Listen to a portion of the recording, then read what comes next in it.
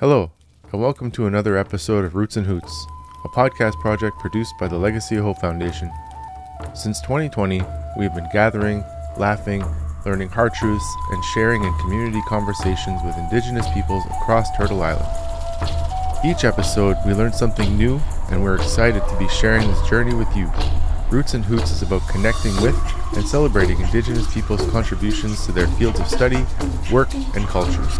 We also speak with allies who share how they are furthering the work of reconciliation in Canada. To learn more about the Legacy of Hope Foundation and the work that we do, please visit legacyofhope.ca. Hello and welcome back to another episode of Roots and Hoots. In this episode, host Gordon Spence is pleased to be joined by Inuk singer-songwriter Susan Aglukark. Susan shares about the important work of her charity, the Arctic Rose Foundation, her upcoming tour in 2025 for the 30th anniversary of this child, and the beauty and strength found in her language, territory, and people. Please enjoy this special episode of Roots and Hoots. Hello and welcome to this podcast episode of Roots and Hoots. My name is Gordon Spence, your host, and my guest today is Susan Aglukark, and she's a famous singer in the North and all over Canada. So welcome, Susan, and thank you for joining us. Thank you, Gordon, for having me. Maybe you can start by talking a little bit about where you're from, your community, your family, and your nationality, or your nation, or cultural background. Yeah, so Inuit are an Inuit group versus a First Nations nation. So I'm of the Inuit of Canada, Inuit Nunavut.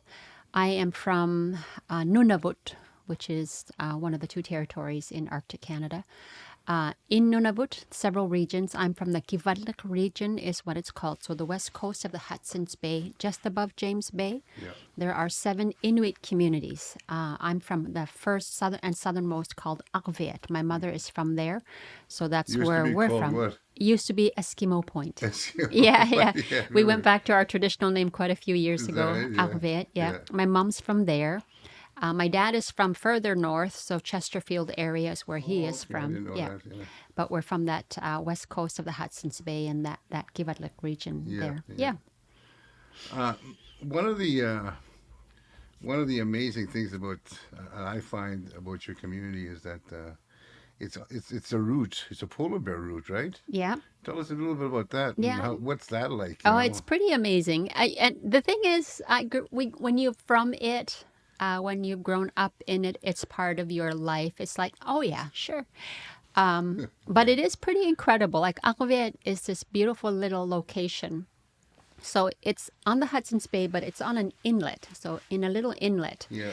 And there we have in-season beluga whale, which is what the word Arviat, it's plural for Arvik, meaning beluga whale. Yes. So in season, there's beluga whale. In season, there's polar bear right now. Yeah. So in the late fall, early winter, polar bear might start their migration from Churchill, and they're heading over to, I guess, to hibernate, or are they coming out of hibernation? They're going into. Yeah. So they're heading that way, and so right now, in Arviat, there's polar bear watches because children are walking to school. People are walking down the road to the northern store, to the local co-op to go do their groceries. You have to watch for polar bear right now, and that's a real thing in our community because it is the migration route of the polar bear. So they're going right through the community? Oh, for sure. They will walk right to your door. They will go right to the porch of your door. Wow. People have to be hyper aware in season, and we're in that season right now. And why do people not shoot them?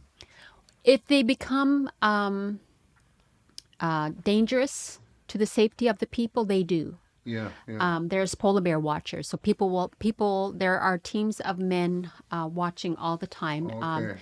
We haven't recently had attacks, so if they become dangerous to the safety of the people, they will put them down or put them to sleep and move them out of town. Okay. You just have to really watch them. But there are measurements and safety measures in place to protect the community. Right. A lot of Inuit and First Nations Métis went to residential schools, and part of our mandate is to educate the public about its residential schools and the past and the history. Did anybody in your family or your community attend residential school? Did you? I did. Yeah. And absolutely, most from my parents' generation went to residential school. My mother did for a time. So she would have been taken from her camp, her grandmother there. My parents' generation were the last to be truly, truly traditional Inuit. So their birth and formative years was on the land. Right. In that time, children were, government agents came and took the children from the camps to go start their formal education, Yeah. residential school. My mother was one. And she was 9 or 10 or 11 years old. She doesn't remember exactly when. And she went for like 2 or 3 days. Yeah. She knew it wasn't good. And she walked back to her grandmother. And she walked for 2 or 3 days out on the tundra to get Wow. back to her family's camp. She knew exactly where she was going, which is pretty incredible. So that was her experience. I don't Where was recall. the residential school? So this one was it was kind of a day school. Yeah. And it was a mission house just outside of the community, Arviat. Oh, Yeah, okay, yeah. okay, So okay. in that general area. Yeah. Their traditional camp where she was inland. So they had their camp set up. It was not yet a settlement. Yeah. It was still the traditional camp life. So they went to this mission school, and she walked back to the camp where her grandmother was, and Yeah, that's where yeah. they didn't attempt to make her go to school again after that. I don't know what my father's experience was. We Yeah. never heard, Yeah. but that was my mother's experience. Our time in residential school was different. Grade 10, grade 11, and grade 12. My first year in high school was in Iqaluit. It was still Frobisher Bay at the time. Right. The residence we stayed at was Ukivik. I dropped out of that in grade 10 because it was not a good experience for me. And then I went and finished high school in Yellowknife and stayed at, it is a residence. Off the top of my head, I've forgotten the name of the place, but it was still a residence. So we all went and stayed in a residence, so technically a residential school. It was a different experience, but it was still a residential school experience. Yeah. I want to ask you about Inuit have a unique naming custom, naming children after certain people in their families or in their community. And your name is what is your name? Ulinak. Ulinek. Yeah. Right. And what does that mean? Is there significance behind that name? Yeah, it is a word. It means scarred from burns. Okay. Yeah, Yeah. literally scarred from burns.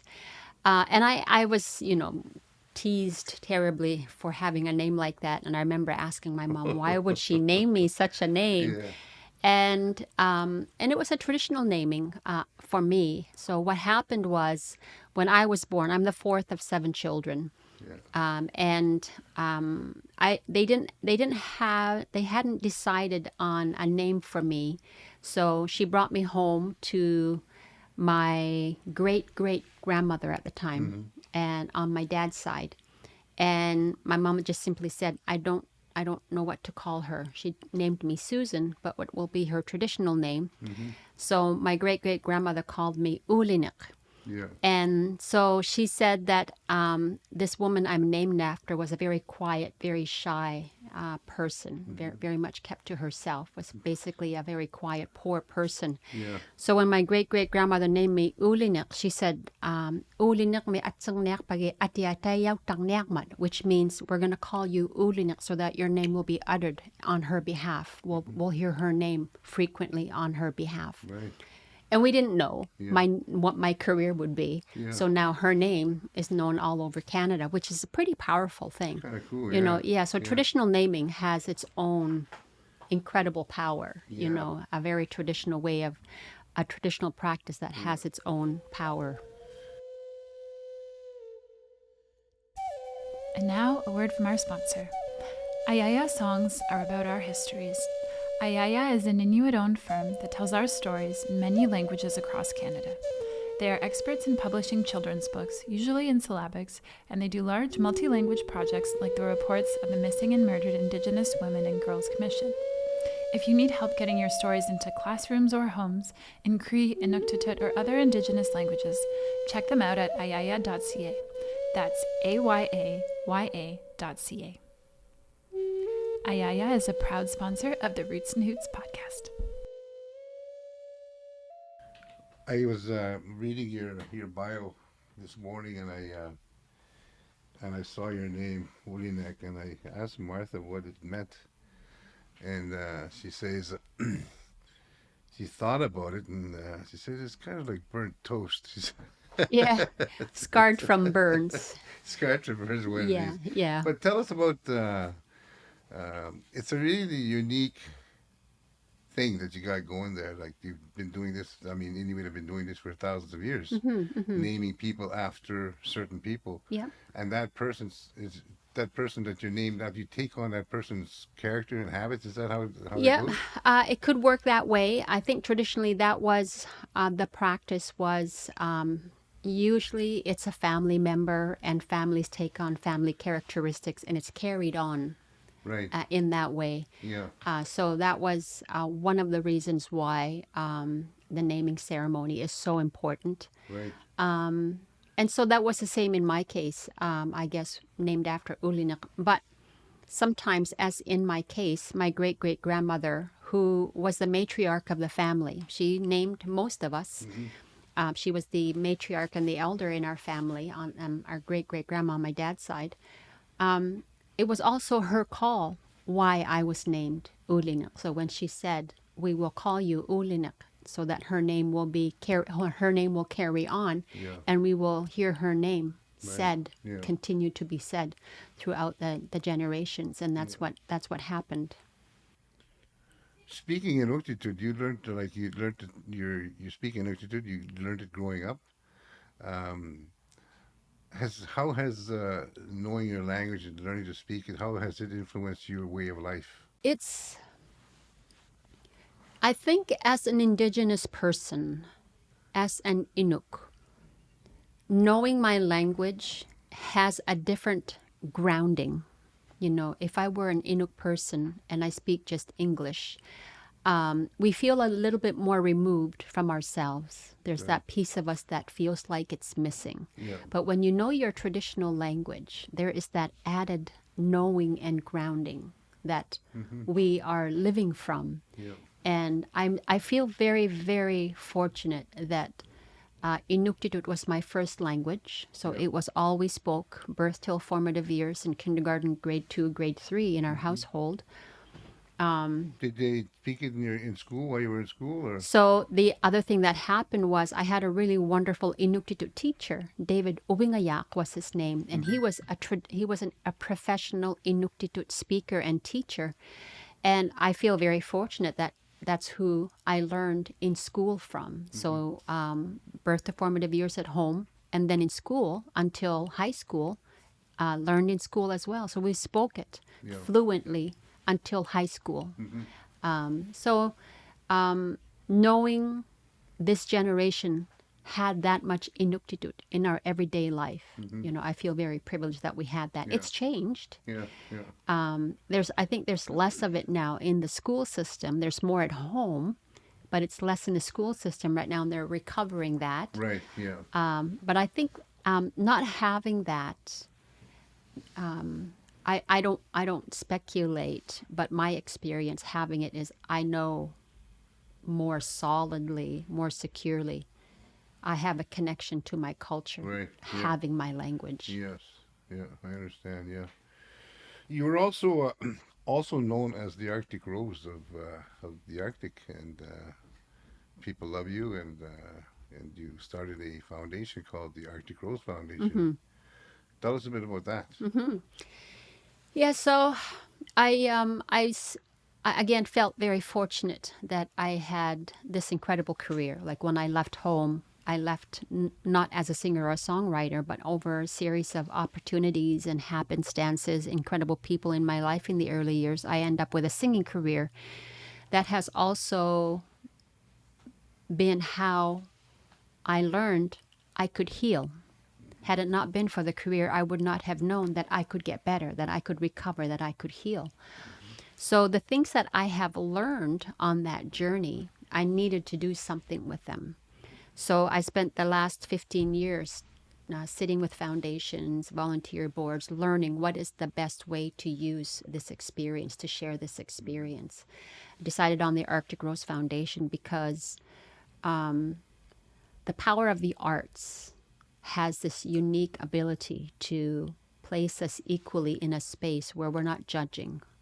I'm not going to tell you what's wrong or what's right. We're just going to sit here and we're going to create a safe place where we can figure out what's going on. We know what to do, but we're going to figure this out with you. We're going to sit here safely, emotionally, physically, culturally, spiritually safe. And we're going to discover expression through expression, what's going on in our body and our mind. And we're going to work with you through art. Yeah. Because had it not been for expression, songwriting, and singing, I would not have healed enough to be who I am today. Yeah. So that's why the Arctic Rose Foundation, and that's why artists are a big part of the work we're continuing to develop through the Arctic Rose Foundation. Yeah. Is it for youth or just everybody, anybody in general? It's primarily children and youth. The mandate is children and youth. So we are very invested in the program. We have a program called Messy Book, which is expressive arts and all arts. So that's directed at middle school to early high school age youth. We hire and train local high school students to run the program, but they get mentorship from the artists, from the staff. Yeah. So that's one part. Once that is established, and we're 90% established in the communities. We're in 11 sites right now. My next focus is going to be to do the wraparound support for this program. We have to look at a program for the parents, because as we know, 100% of the Indigenous community has trauma. Right. So a program directed at just children and youth is great, but that alone in our community isn't going to work. We need also this wraparound piece where we offer something for the parents as well, for that age group or demographic as well. So that's the next part of our exploration. You are a talented and award-winning artist, having received numerous awards, and you have an honorary doctorate from several universities, written a couple of books, and recently released your 10th studio album titled The Crossing. Of all this that you've done and of all your achievements, what would you say is your biggest and proudest accomplishment to date? The Arctic Rose Foundation. That's what I thought. Yeah. Yes. Yes. Yeah. I think having control as Indigenous people, having that control over the ways that we know we can heal, it has to come from us. For sure. And that vision 15 years ago, knowing it's got to be this way. I mean, I dragged my poor husband into everything. He's like, here's what we're going to do next, honey. And he got it. Yeah. You know, we have the right team of people who get it. Okay. And I'm very proud of that. You know, it's working. The idea is working. And that's the thing I'm the most proud of. And now, a word from our sponsor. Ayaya songs are about our histories. Ayaya is an Inuit-owned firm that tells our stories in many languages across Canada. They are experts in publishing children's books, usually in syllabics, and they do large multi-language projects like the reports of the Missing and Murdered Indigenous Women and Girls Commission. If you need help getting your stories into classrooms or homes in Cree, Inuktitut, or other Indigenous languages, check them out at ayaya.ca. That's ayaya.ca. Ayaya is a proud sponsor of the Roots and Hoots podcast. Awesome. You were employed at Indian and Northern Affairs at one time. Now it's called the Indigenous Affairs Canada. And I think it's around this time where I met you. Okay. I was working at NTI, and you came to my office to interview me. Right. And it's kind of ironic that it just puts on the other foot now, right? Right. So, before you started your singing career, and I think you got a grant or something to produce a song or an album. What made you decide to switch careers? You were kind of getting established in the government. I don't know what you were doing. Maybe I think you were a communications officer or something. And what made you do the switch? Did you just suddenly discover you love singing, or? No. So I was a communications officer.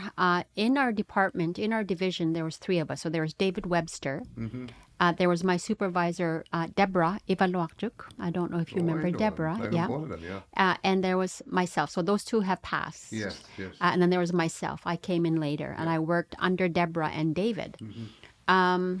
Shortly after taking on the job, working with them, David and I started talking about, I had brought to him this poem I wrote in high school called Searching. It was an Inuk poem. And this conversation turned into, well, let's see what we can do with it, which turned into that music video, Searching, which got on Much Music. And I wasn't a singer-songwriter yet. So we had this video that we developed through Indian Affairs about living between two worlds to finish high school. Right. And this video is where this singing career foot in the door happened. CBC Northern Services contacted me. I ended up in a recording studio here in Ottawa, Chateau Laurier. They had a recording studio. And long story short, a series of happenstances. Cassette tape got released, Dreams for You. Arctic Rose got written and released in 1992. I remember that one, yeah. Yeah, and then after that was major labels calling, and it was just like, okay, I've got a choice to make here. And I decided, let's see what happens with a singing career. And 30 years later, we're in fact doing our 30th anniversary of This Child tour next year. So we're doing a cross-country tour next year. It's the 30th anniversary of This Child. 2026? 2025. 2025. Yep. Yeah. We're not into 25 yet. Yeah. And our first date, well, our second date will be here in Ottawa, March 1st at the National Arts Centre. Okay, we'll have to make sure we get tickets. Yeah. But yeah, so it was a series of opportunities, happenstance. It took me a long time to be convinced that I'm a singer-songwriter. Really? You know, it was halfway through the career. It was about 15, 16 years ago, almost maybe 18 years ago, where I Really? thought, you're a singer, you can do this. Yeah.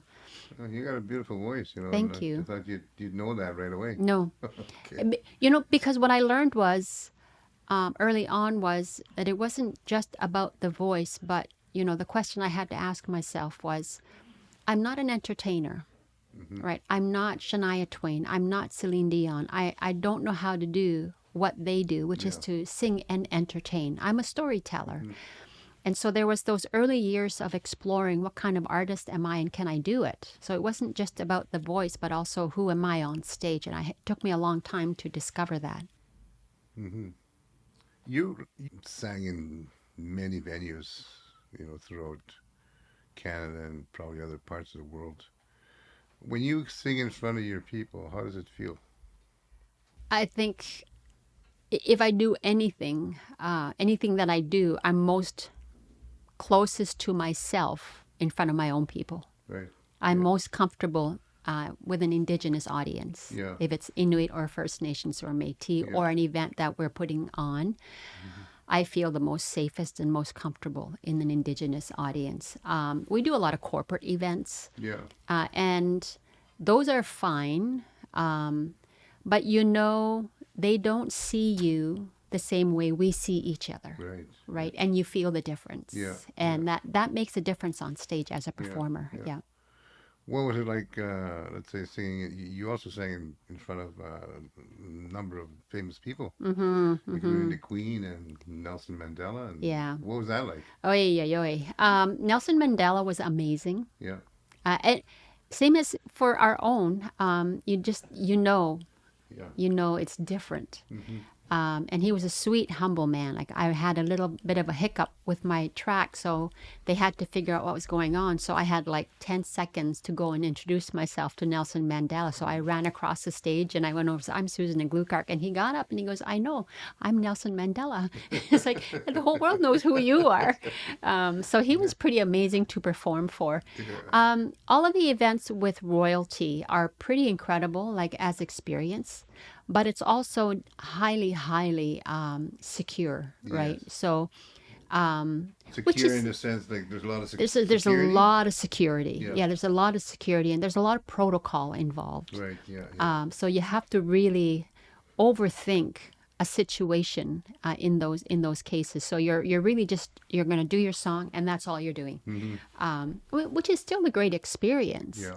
But it's not the same as entertaining or performing OCM for Canada Day at the 125th. You know, that's a different thing. That's that's a live audience that wants to hear your song. That's fun. That's fun. Yeah, you just go for it Yeah. there. So completely different sets of energy. Right. Yeah.